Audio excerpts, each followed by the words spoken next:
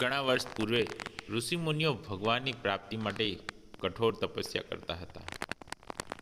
આ તપસ્યા કેવી હતી? એક પગે ઊભા રહીને નમસ્કારની મુદ્રામાં ભગવાનના નામનો જાપ કરવો, પાણીમાં નમસ્કારની મુદ્રામાં ઊભા રહીને અખંડ ભગવાનના નામનો જાપ કરવો, હિમાલય જેવા પર્વત પર જઈને વર્ષો સુધી એક જગ્યાએ બેસીને જપ કરવો. ભારે ઠંડીમાં આ રીતે કરવામાં આવે છે.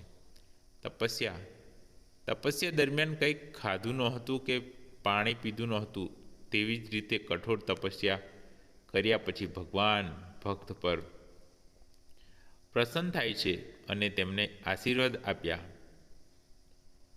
તે જ રીતે માતા પાર્વતીએ ભગવાન શંકરને પતિ તરીકે મેળવવા માટે કઠોર તપસ્યા કરી હતી. પ્રભુના ચિંતનમાં તપમાં બેઠી તપસ્યા સમયે તે પ્રભુના ચિંતનમાં તપસ્યા પૂરી થવાની હતી.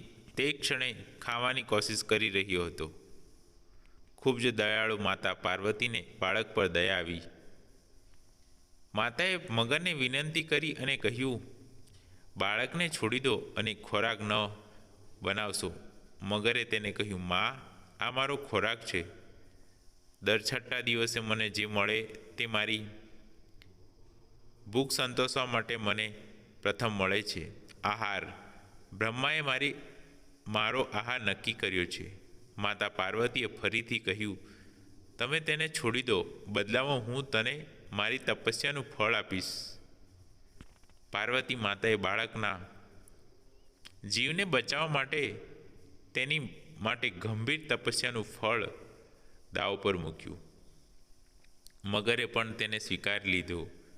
પાર્વતી માતાએ તે જ સમયે એક સંકલ્પ કર્યો અને મગરને તેની સમગ્ર તપસ્યાનું ફળ આપ્યું. કારણ કે મગરને તેની માતાની તપસ્યાનું ફળ મળ્યું. તે સૂર્યની જેમ ચમક્યો. તેની બુદ્ધિ પણ શુદ્ધ થઈ ગઈ.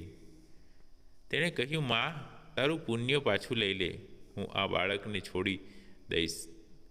માતાએ વચન આપ્યું હતું, તેથી તેણે તપસ્યાનું ફળ પાછું લેવાની ના પાડી અને તે બાળકને ખોળામાં લઈને મમતાને સ્નેહ કરવા લાગ્યા.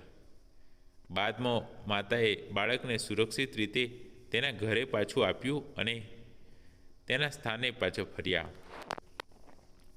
ભગવાન શિવની પ્રાપ્તિ માટે તેણે ફરીથી તપ કરવાનું શરૂ કર્યું. તે જ ક્ષણે ભગવાન શિવ માતા પાર્વતીની સામે પ્રકટ થયા.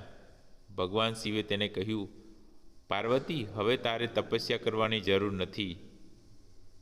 હું દરેક જીવમાં વસું છું. તારી તપસ્યાનું ફળ તમે એ મગરને આપ્યું એ મને મળ્યું.